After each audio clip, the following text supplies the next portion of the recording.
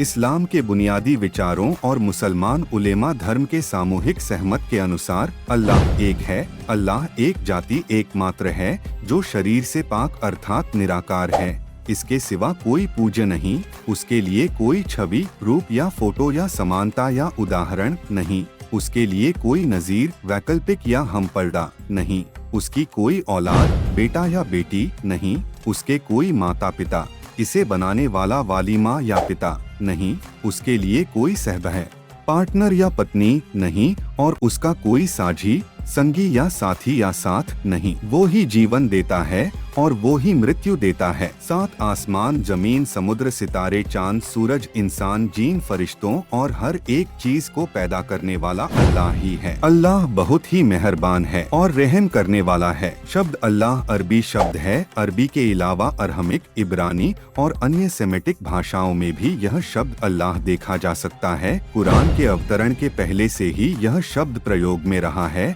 हजरत मोहम्मद सल्लल्लाहु अलैहि वसल्लम के पिता का नाम अब्दुल्लाह रदियल्लाहु अन्हु था, यानी अल्लाह का बंदा। हजरत मोहम्मद सल्लल्लाहु अलैहि वसल्लम पैदा होने से पहले ही अब्दुल्लाह रदियल्लाहु अन्हु का देहांत हो गया था। इसका मतलब यह है कि अल्लाह शब्द मोहम्मद या कुरान के आने बाद का नहीं है, बल्कि पहले का ही है। अल्लाह शब्द अल प्लस इलाह शब्दों से बना है। इलाह शब्द का अर्थ सेमेटिक भाषाओं में और इब्रानी भाषा और पवित्र ग्रंथों में भी देखा जा सकता है, जिसका अर्थ स्थूल रूप से पूज्य या उपास्य है। अल्लाह का मतलब होता है कि इसके सिवा कोई इबादत के लायक नहीं। अल्लाह शब्द के क्षेत्रीय रूप बुत परस्त और ईसाई पूर्व इस्लामिक दोनों शिलालेखों में पाए जाते हैं। पूर्व इस्लामिक बहुसंख्यकवाद में अल्लाह की भूमिका के बारे में विभिन्न सिद्धांतों का प्रस्ताव किया गया है। कुछ लेखकों ने सुझाव दिया है कि बहुदेववादी अरबों ने नाम का उपयोग एक निर्माता देवता या उनके देवता के सर्वोच्च देवता के संदर्भ के रूप में किया है। हो सकता है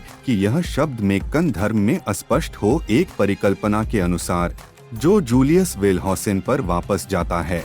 अल्लाह कुरैशी के आसपास के आदिवासी महासंघ का सर्वोच्च देवता एक ऐसा पदनाम था जिसने अन्य देवताओं के मुकाबले हुबल कुरैश के सर्वोच्च देवता की श्रेष्ठता को संरक्षित किया था। हालांकि इस बात के भी प्रमाण हैं कि अल्लाह और हुबल दो अलग अलग देवता थे। उस परिकल्पना के अनुसार काबा को पहले अल्लाह नाम के एक सर्वोच्च देवता के रूप में अभिषेक किया गया था और फिर मोहम्मद सल्लल्लाहु अलैहि वसल्लम के समय से लगभग एक शताब्दी पहले मक्का की उनकी विजय के बाद कुरैशी के पैंथियन की मेजबानी की गई थी। कुछ शिलालेख सदियों पहले एक बहुदेववादी देवता के नाम के रूप में अल्लाह के उपयोग को इंगित करते प्रतीत होते हैं, लेकिन हम इस उपयोग के बारे में कुछ भी नहीं जानते हैं। कुछ विद्वानों ने सुझाव दिया है कि अल्लाह ने एक दूरदराज के निर्माता भगवान का प्रतिनिधित्व किया हो सकता है, जिसे धीरे धीरे अधिक विशिष्ट स्थानीय देवताओं द्वारा ग्रहण किया गया था। 26 इस बात पर असहमति है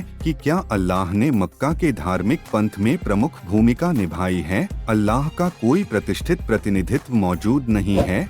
2-9 मक्का में अल्लाह ही एकमात्र ऐसा देवता है जिसकी मूर्ति नहीं थी। 30 मोहम्मद के पिता का नाम अब्दुल्ला रदियल्लाहु था, जिसका अर्थ था अल्लाह का बंदा। कुरान की शुरुआत होती है बिस्मिल्लाहिर्रहमानिर्रहीम, मतलब यह कि अल्लाह के नाम से शुरू करता हूँ जो दयालु और कृपाशील है। इस पंक्ति में अल्लाह का अर्थ ईश्वर का है, जिसका नाम लेकर कोई भी कार्य शुरू किया जाता है। कुरान का पहला अध्याय सूरा फातिहा यह प्रकट करता है अल्हम्दुलिल्लाहि रब्बिल आलमीन अर्रहमानिर्रहीम, अर्थात सारी प्रशंसा उस अल्लाह ईश्वर के लिए है जो सारे जगतों का रब पालने वाला है और वह दयावान और कृपाशील है। कुरान का 112वां अध्याय सूरा इखलास यह प्रकट करता है कुल हु अल्लाहु अहद, अल्लाह उस समद लम यलिद वलम यूलद वलम यकुल लहु कुफुवन अहद, अर्थात कहो है मोहम्मद अल्लाह ईश्वर या पूज्य एक है, वह चिरंतन है, वह नहीं किसी से जना है और नहीं कोई उससे जना है, उसके समान कोई नहीं है। इन हेतुओं के अर्थ में देखें तो अल्लाह एक है और सर्वत्र कर्तृत्व परायण सर्व जगत की निर्माता कहा गया है। गुण विशेषताओं और विशेषणों के आधार पर अल्लाह के 99 नाम हैं। पूरा विवरण के लिए देखें अल्लाह के 99 नाम। अल्लाह के 99 नाम प्रसिद्ध हैं, जिनमें से अधिकांश कुरान में हैं। अल्लाह व्यक्तिगत नाम है और यह 99 गुणों नाम हैं जिन्हें आसमाए अल्लाह हसन कहा जाता है, जैसे रहमान, आल रहीम, आल नूर आदि। अल्लाह के बारे में अधिक विवरण पुस्तकों में मिल सकता है।